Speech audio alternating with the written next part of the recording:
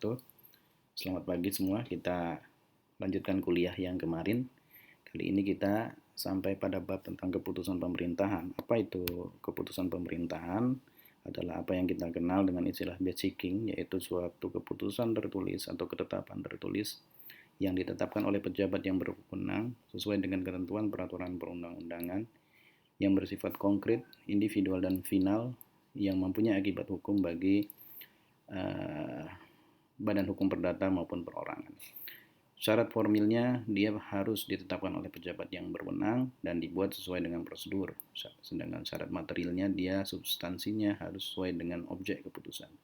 Dan ada juga perkembangan yang lebih lanjut bahwa setiap keputusan itu juga harus sesuai dengan asas-asas pemerintahan yang layak atau asas-asas pemerintahan yang baik atau OPB yang diatur di pasal 10 Undang-Undang 30 2014.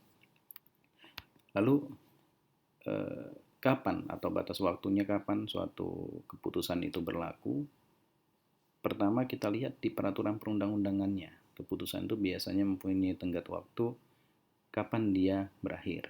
Contohnya suatu keputusan yang berbentuk izin, dia biasanya ada masa berlakunya 2 tahun, 1 tahun, ada yang 5 tahun. Di situ adalah batas waktu suatu izin. Tetapi kalau yang dimaksud dengan batas waktu penetapan adalah kapan suatu keputusan itu ditetapkan. Jika dia tidak diatur atau tidak diatur di dalam peraturan yang memberikan kewenangan tersebut, maka diatur 10 hari kerja suatu keputusan itu sudah harus ditetapkan. Atau dia bersifat fiktif negatif yang harus dilakukan permohonan ke pengadilan. Hal ini berarti bahwa suatu keputusan harus sudah berlaku apabila syarat suatu permohonannya sudah memenuhi syarat. Bila hal itu atau suatu permohonan sudah memenuhi syarat, kemudian dalam 10 hari kerja tidak ada keputusan dari pejabat yang berwenang, maka dengan asas fiktif negatif ini suatu permohonan dianggap dikabulkan.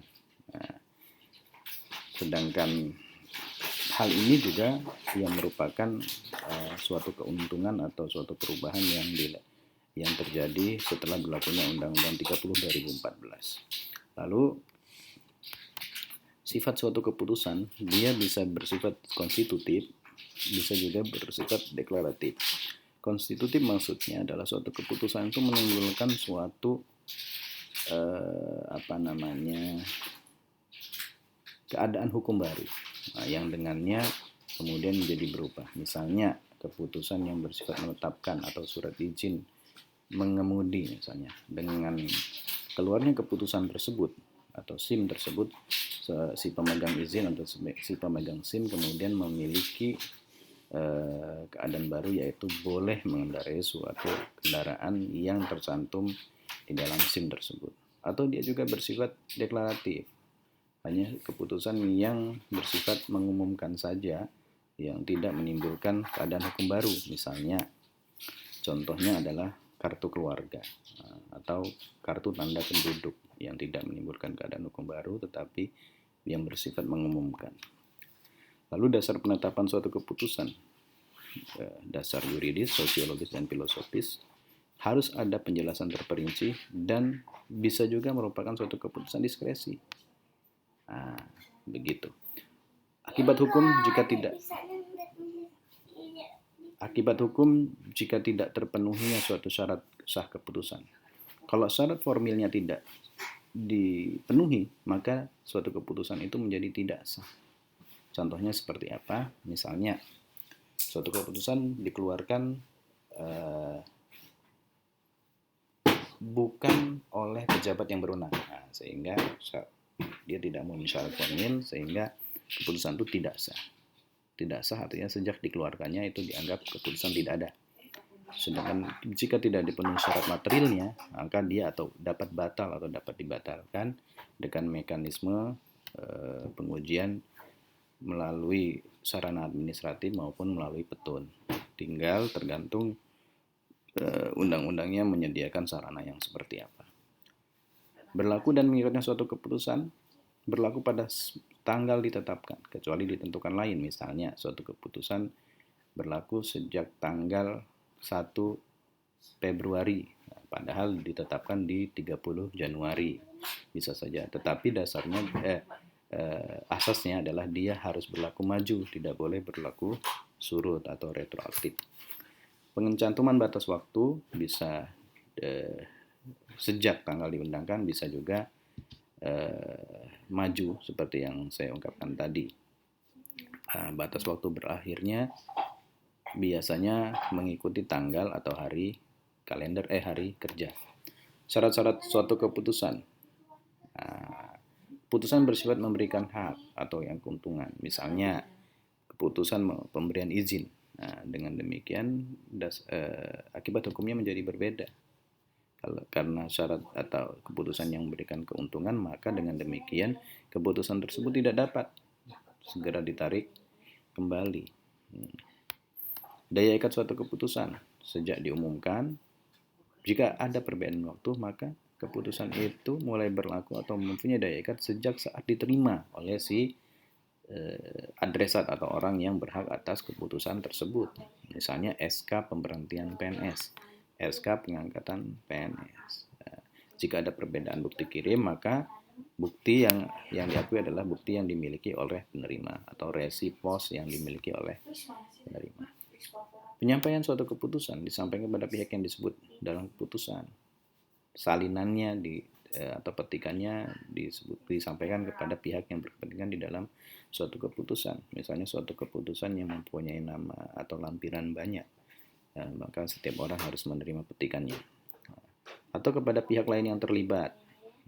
Misalnya BKD mengeluarkan surat atau keputusan kenaikan pangkat seseorang, maka dinas yang terlibat atau terkait juga berhak atas salinan keputusan tersebut. Misalnya kalau dia seorang guru, maka dinas pendidikan. Kalau dia seorang pegawai di suatu instansi, maka dinas tersebut juga berhak atas suatu salinan tersebut. Dan yang ketiga, dapat dikuasakan penerimaannya, tetapi dalam penerimaannya. Sarana penyampaian suatu keputusan bisa pos tercatat, bisa bersifat massal, juga bisa merupakan dengan bukti pengiriman.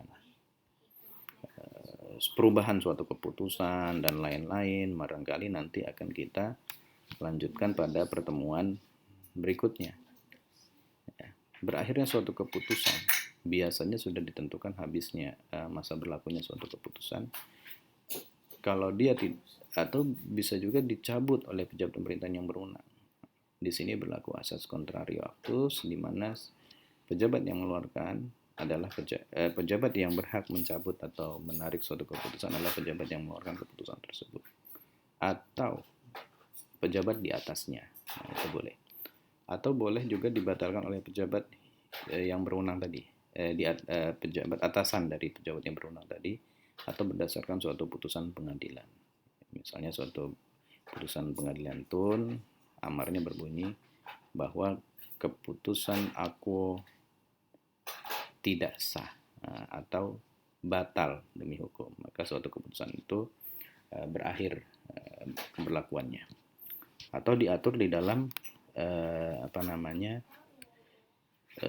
peraturan perundang-undangan. Misalnya masa berakhirnya suatu keputusan IMB adalah ketika bangunannya sudah dibangun, karena dia bersifat seketika. Mungkin demikian saja perkuliahan kita kali ini. Mohon maaf kalau banyak yang salah, mungkin kita bisa lanjutkan lagi pembahasannya di minggu berikutnya. Demikian, wassalamualaikum warahmatullahi wabarakatuh.